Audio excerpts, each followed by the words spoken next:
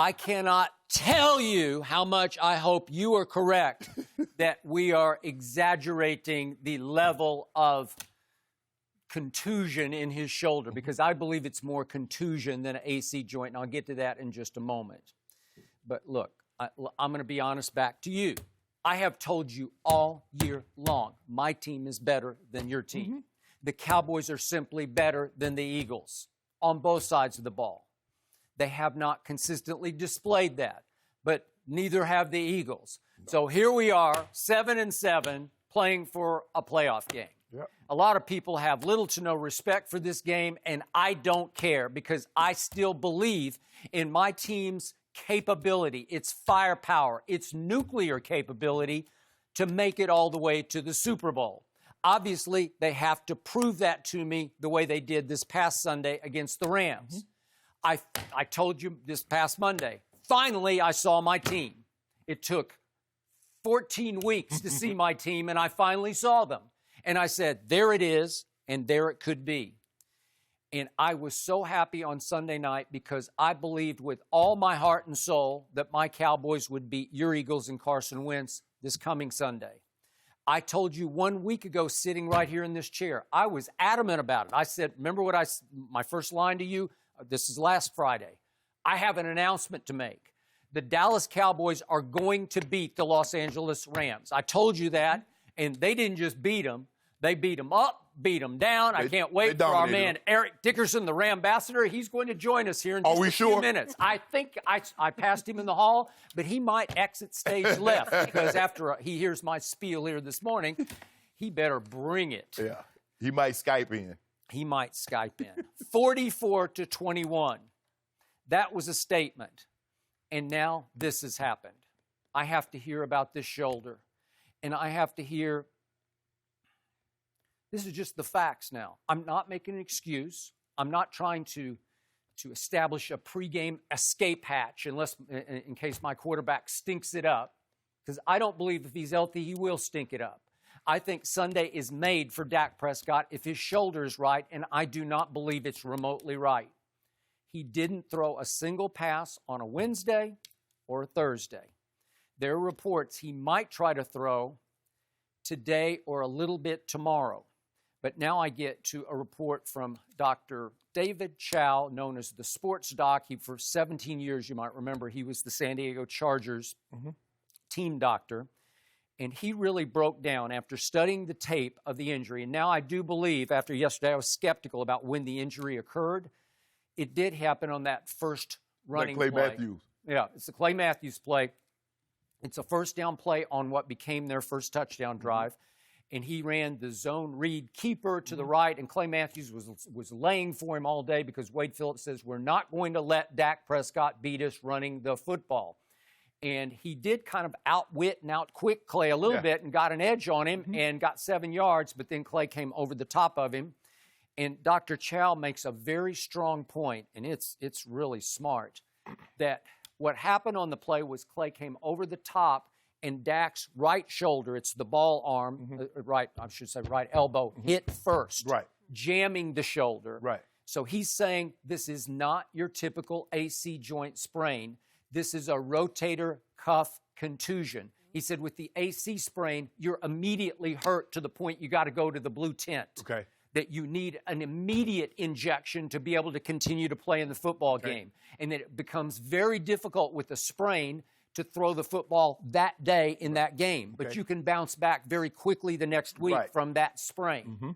With the cuff bruise, you can't bounce back. You can tough through it on adrenaline that day. But then the bursa sac, I'm not going to get too medical technical, but you know this, swells. And so Monday, Tuesday, you're in big trouble because it's so swollen you can't even move your shoulder. So you'll have your MRI and it'll show no structural damage. But the AC joint would show a lot of negative on the MRI, but this one shows nothing except swelling. So I just believe that David Chow is correct, that they will try to let him throw a little bit after they give him a cortisone shot. What's the cortisone for? It's not to deaden, it's anti-inflammatory. It's to kill, to kill all the inflamed cells. So you take the cortisone, then you go out to the practice field, and you try to work through the kinks of the quarter zone Right. shot, which is no fun to take. You've, Right. you've had them. I I've had them. I have. I do not, because the needle's about that gauge long. of the needle is so Because they thick. got to wiggle it around, Skip. Yeah. They got to get it as close to the area as they do. possibly can. And cortisone is so thick to come through the tip of that needle that it is no fun. And then you got to try to work it around and see, can I throw a Right. little bit over the top? I don't know. Now, here's my point about this game. You've talked all year about Ezekiel Elliott, that he's the driving force, says you. And if you're right about that, and they are forced to go to Zeke on Sunday, let's do this. 35 Zeke carries, and let's throw 15 more on top to Tony Pollard. What if they try to run it 50 times? I just don't think they can win that kind of a football game. The weather is going to be perfect for this time of year. It's a high of 46. It's a low of 27, so they're going to be playing virtually a night game. Kicks off at 4:30. Right. 4:25. So let's just say, for the sake of argument, that immediately the Eagles are going to be testing his arm because they're going to be daring him to throw the football. Yeah, you should. What if right away you see he's limited? Dr. Chow's conclusion is that he believes he will be severely limited throwing the football. What if they see right away he has no mid-range velocity and he can't throw anything deep at all, that everything has to be short, short, short? A lot of Jason Witten 3-yard passes, a lot of swing passes to Zeke or to Tony Pollard. If they see that, I'm sunk, and we will lose this game because I don't think Zeke can beat that front seven. What is Philly's weakness? You just said it. It's the back four, right? Yeah. In coverage, Pro Football Focus ranks Philly's back four, just what they call coverage, 23rd in the league. I think that's being nice to Yeah, them, right? it's got to be. Yeah, because a lot of times they look like the worst secondary to me. They do. So my point is, this game for me from the start was a Dak game. It's not a Zeke game, it's a Dak game. It's made to order for Dak Prescott. Perfect conditions, high of 46 in the afternoon, light wind, No precipitation. What more could you ask for on December 22nd in Philadelphia, Pennsylvania? It's perfect. It's balmy.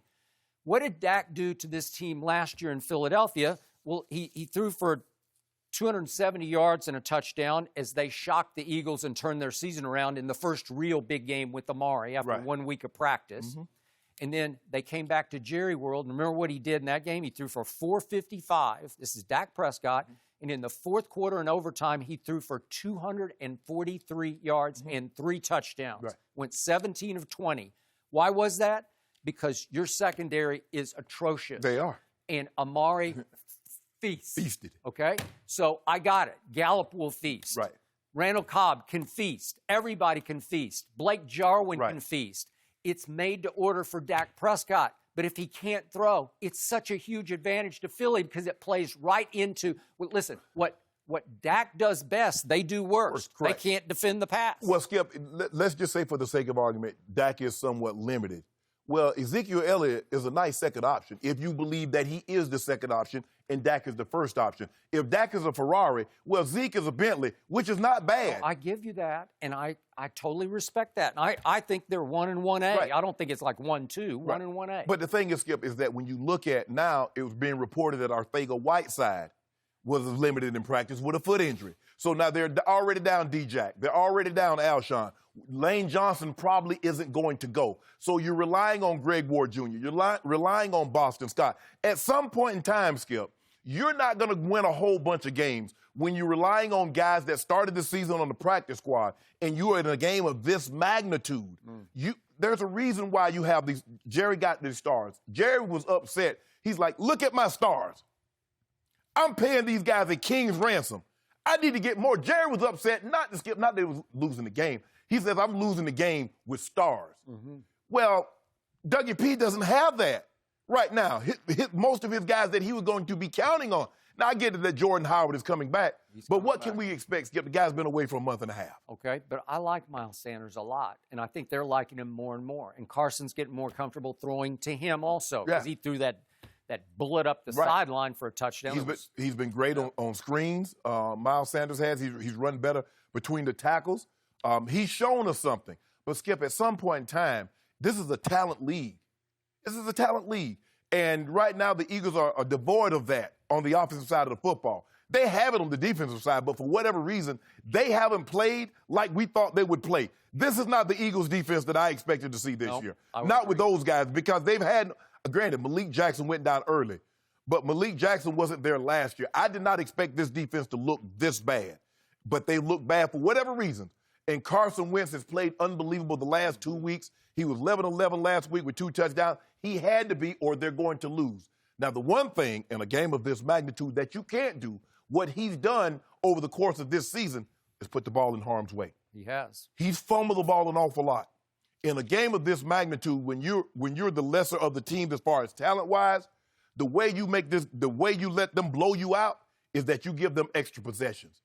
Carson Wentz must take care of the football. I'm not saying Dougie P has to call the game cautious, but he must tell Carson, you got to protect the ball in the pocket. Skip, this one-handed, if you notice when he gets the ball knocked out of his hand in the pocket, he's got it like this. He's lost a fumble in 5 straight games, and he lost what looked like a critical one at Washington last Sunday, and they overcame it because of his last drive. Well, the thing is that this is Dak. That's not Dwayne Haskins. And he needs to what he needs to do this offseason is go study Tom Brady and study Breeze and see how they climb the pocket with both hands on the ball. You see how they roll their shoulders and get away from guys. They never take the second hand off the ball until they're ready to throw it. He has the ball running down. He like LaShawn McCoy with the ball, got the ball carried like a loaf of bread, and it comes out. If you want to win this ball game, you got to take care of the football, Wentz, and you've got to play. Whatever you think your best game is, you're going to have to one-up it in this ball game. Okay? So, if the Eagles dare Dak to throw it early, and they start to smell blood and figure he can't throw it, and they're able to start playing press coverage while loading the box against Zeke, if they can get at least 8, maybe 9 in the box, knowing them, there's no way Zeke can beat them by himself because they're too stout in the front 7. They got too much talent, led by Fletcher Cox, Pro Bowl again. You say he might have underachieved this year. He's not quite what he used to be. They're just too proud. They're playing at home. And remember, my team has beaten the Eagles 4 straight times. You don't think that sticks in their craw? At some point, they just rise up and say, you know what? Not in our house, not again. Right. Not again. If their quarterback can't throw, we're not going to let 21 just run it down our throats. Right. And I just don't think he can. I don't think the Dallas Cowboys can win a 17-10 kind of game with Zeke getting 35 carries. Thank you for watching. You can subscribe here to get the latest from the show, and be sure to check out more of the best clips from Undisputed, or go watch a few other segments from our other shows on FS1.